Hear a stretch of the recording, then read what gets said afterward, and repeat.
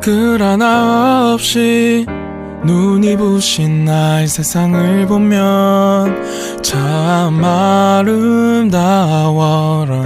향기로운 꽃 우뚝 솟은 나무 옆에 보이는 빌딩도 너무 예뻐라.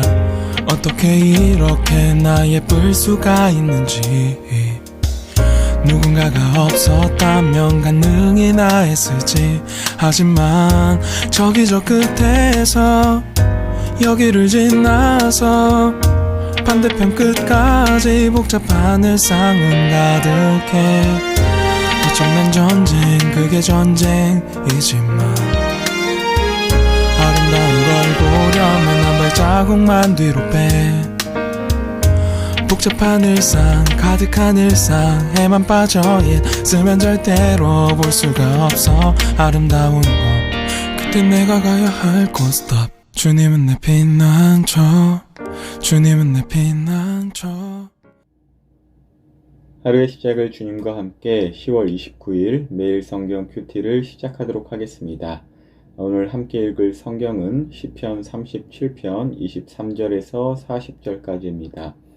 우리의 몸과 마음 그리고 뜻을 다해서 함께 읽도록 하겠습니다.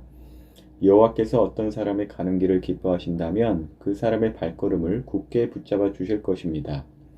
비틀거릴지라도 넘어지지 않을 것입니다. 왜냐하면 여호와께서 그의 손을 붙잡고 계시기 때문입니다. 내가 어려서부터 늙기까지 이제껏 살아오면서 여호와께서 의로운 사람을 내버려 두시는 것과 그들의 자녀들이 구걸하는 것을 보지 못했습니다. 의로운 사람은 언제나 넉넉하여 다른 사람에게 나눠주기를 좋아합니다. 그래서 그들의 자손들이 복을 받습니다. 악한 일을 멈추고 착한 일을 하십시오. 그러면 여러분은 땅에서 영원히 살게 됩니다. 왜냐하면 여호와께서는 올바른 사람을 사랑하시고 신실한 사람들을 떠나지 않으시기 때문입니다. 여호와께서 언제나 그들을 지키실 것입니다. 그러나 악한 자들의 자손들은 죽게 될 것입니다. 의로운 사람들은 땅을 유산으로 받게 될 것이며 영원히 그 땅에서 살 것입니다. 의로운 사람들은 지혜를 말하며 바른 것만을 이야기합니다. 하나님의 교훈을 그 마음속에 두고 살기 때문에 결코 넘어지지 않습니다. 악한 자들은 의로운 사람을 잡아 죽이려고 숨어서 노려봅니다. 그렇지만 여호와는 의로운 사람들을 악한 자의 손에 두지 않으십니다. 그들이 법정에 서게 되더라도 벌을 받지 않게 하실 것입니다. 여호와를 기다리십시오. 그분의 길을 따라 사십시오. 여호와께서 여러분을 높여주시고 땅을 주실 것입니다. 악한 자들이 쫓겨나는 것을 여러분은 보게 될 것입니다. 나는 악하고 무자비한 사람을 보았습니다. 기름진 땅에선 푸른 나무처럼 번성한 듯 보였습니다. 그러나 그 사람은 곧 죽어 없어져 버렸습니다.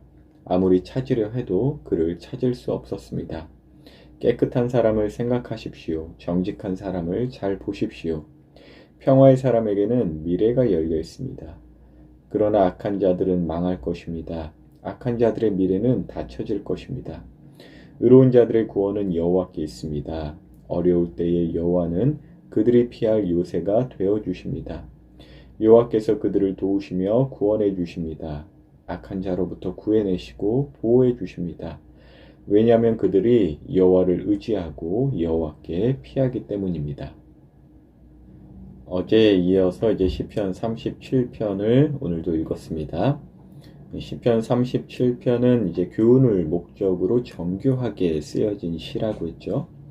그리고 그 정교함은 내 마음속에 여러 생각들을 살피게 해준다고 그랬어요. 그러니까 악인을 부러워하고 그 악인의 형통을 또 같은 말이면 부러워하는 내 모습, 그리고 동시에 또 의인의 어떤 모습을 사모하고 또 구원을 갈망하는 그러한 내 마음속에 있는 여러 생각들. 그러니까 저 시편 속에 표현되는 모든 모습들, 또 모든 생각들이 내 모습이고 내 마음속에 있다는 것을 알아서 골라낼 수 있도록, 그러니까 정교하게 골라낼 수 있도록 우리에게 교훈을 주는 그 목적으로 이제 쓰여진 시라고 했어요. 그래서 이제 크리스찬이라고 하더라도 그 내 마음속에 여러 생각이 이제 많이 들어올 수 있고 또 들락날락 할 수 있다는 것 아셨으면 좋겠어요. 어떤 분은 이제 기도할 때마다 이상하게 자꾸 그렇게 예수님을 욕하고 싶은 막 생각이 든다고 해요. 그래서 내가 예수님을 믿지 않고 뭐 이렇게 마귀를 숭배하는 그런 사람인가? 그것 때문에 너무나 괴로웠다고 하더라고요. 저도 그 늘 제 마음에는 막 항상 이렇게 시편이 막 흥얼거리고 사랑 사랑 막 뭐 소망 소망 이럴 것 같죠. 아니에요. 예수님께서도 전혀 뭐 유혹을 안 받으셨다? 아니요. 예수님도 유혹 받으셨다고 했어요. 다만 넘어가지 않으셨죠. 저도 제 마음에서 이렇게 나오는 생각들, 스치는 생각들 너무나 더러워요. 주님께서도 이 똥이 더러운 것이 아니라 사람 마음이 가장 더럽다라고 했어요. 마음에서 나오는 것들. 그래서 뭐 아무리 정결한 것 먹고 율법대로 뭐 깨끗한 것 먹는다고 해서 깨끗해지는, 마음이 깨끗해지는 것도 아니고, 반대로 이제 예수님과 같이 죄인들의 구원을 위하여 세리와 그런 이제 창녀들과 함께 먹는다고 해서 손을 씻지 않고 뭐 먹는다고 해서 마음이 더러워지는 것, 그런 건 아니라고 그랬어요. 일단 마음은요, 일단 이미 부패했어요. 완전히 우리 마음은 썩었다는 것이에요. 그래서 골라내야 하는 작업이 필요해요. 내 마음에 이제 뿌려진 씨, 하나님의 말씀, 그런 하나님의 생각들은 잘 심어질 수 있도록 또 내 마음, 내 더러운 마음에서 나오는 그런 잡초들, 또 가시덤불 같은 것들, 또 딱딱해지고 이제 완고한 그런 딱딱한 내 마음을 이제 잘 부수고 개간해야 하고 또 뽑아야 한다는 것이죠.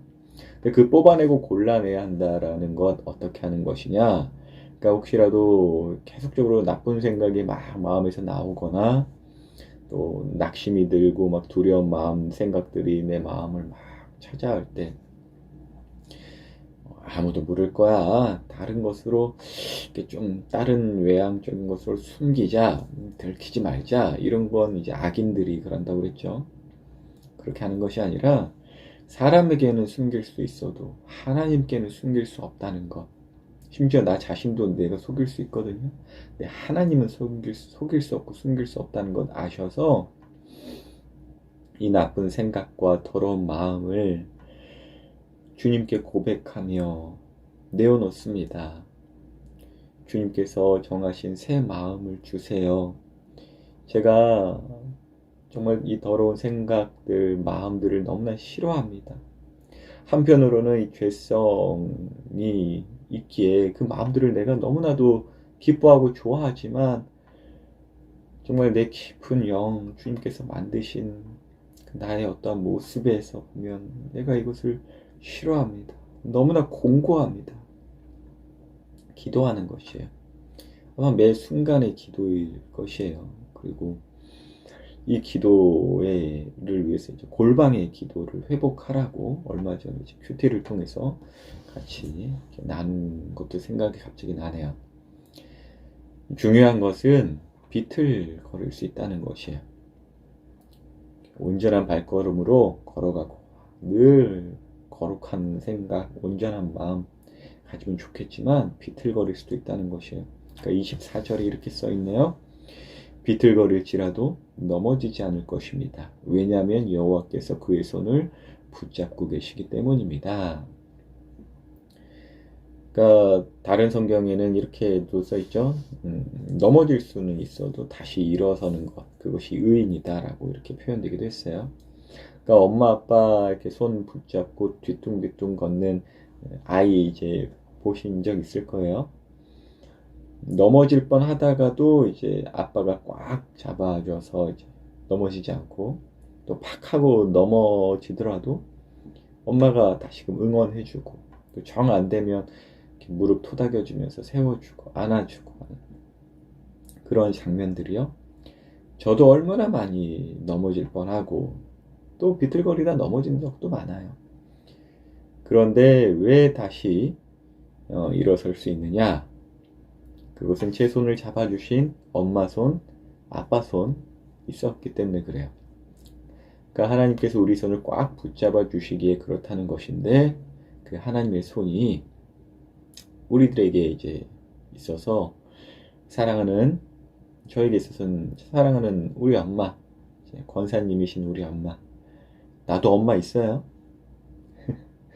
또 지금은 소천하셨지만 우리 아빠, 또 지나온 목사님들, 또 전도사님들, 정말 무엇보다도 가까이에서 내 신앙을 붙잡아 주셨던 주일학교, 또 청소년 때, 대학 청년 때 선생님들, 또 현재에 있어서 스승 되어 주시고 아비의 마음으로 늘 품어주시는 담임 목사님과 늘 정말 본이 되어 주시고 힘이 되어 주시는 두 교육자분들, 또 우리 성도님들, 무엇보다도 제게 있어서는 우리 청소년 친구들, 든든한 하나님의 동역자이신 선생님들이 제게 있어서는 하나님의 손이죠.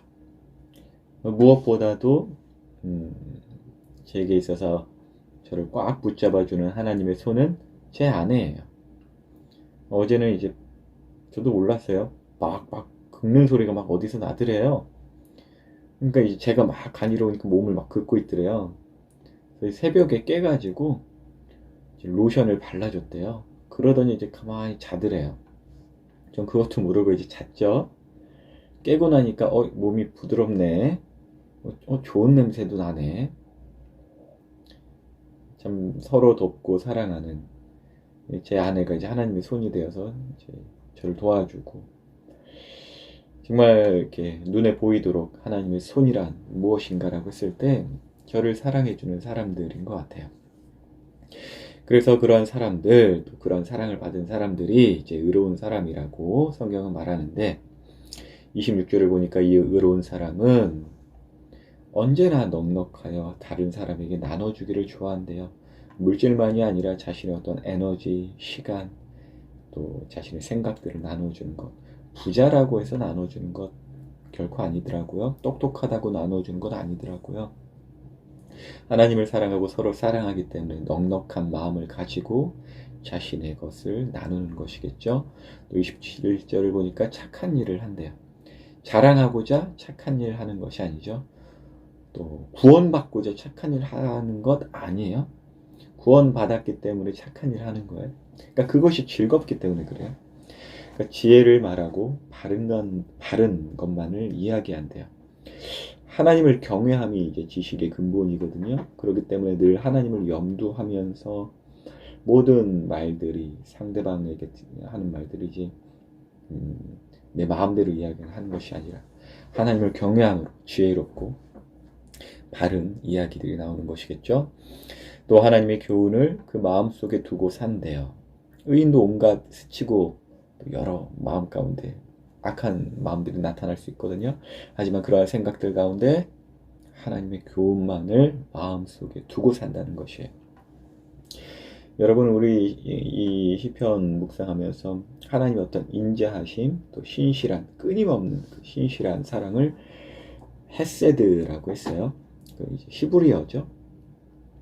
네, 히브리어는 이제 자음으로만 구성되어 있고 현대적 히브리어에 있어서는 이제 모음까지도 표기를 하지만 이 헤세드라는 그 단어에서 파생된 단어가 하쉬딤이라는 단어예요.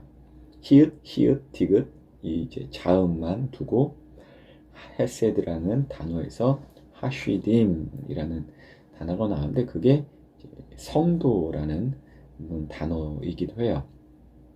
그러니까 성도란 뭐냐면은 이 시편에서 악한 자들이 참 형통하는 모습을 보면서 하나님께서 과연 계시는지, 또 나와 함께 하시는지 참 힘들지만 그래도 하나님의 도우시는 그 손길, 또 서로를 바라보면서 인내하는 것이 성도라는 것이에요. 그러니까 하나님께서 우리를 끊임없이 인내하시면서 신실하게 인도해 주시는 것처럼 그 헤세드를 닮아서 성도란 인내하는 자라는 거예요. 하나님의 그 신실하심을, 그 언약을 기반하여서 인내하는 것, 서로 사랑하는 것. 그래서 하쉬림이라고 합니다. 이러한 하쉬림들에게 하나님께서는 남은 자들이죠. 땅을 주신대요. 다 사라지지만 그 남은 자, 하쉬림이 영원한 땅, 곧 하나님의 나라를 유업으로 받는다고 해요. 그것이 우리예요. 우리이길 소망하면서 동시에 우리라고 나는 지금 선포하고 있어요. 그런데 우리만 또 그 땅을 사는 것이 아니라, 또 나만 그 땅을 인내하면서 사는 것이 아니라, 결코 혼자서 인내할 수 있는 것 아니거든요. 서로가 있어야 돼요. 우리라는 그 하나님의 손이 또 다른 사람들에게 손을 내밀어주고, 그래서 많은 사람들, 우리의 모든 가족들과 함께 하쉬림으로써 이 땅을 살아내어서 그 남은 자로서 하나님의 유업을, 하나님의 땅을 받기를 예수님의 이름으로 오늘도 기도합니다. 티끌 하나 없이 눈이 부신 날 세상을 보며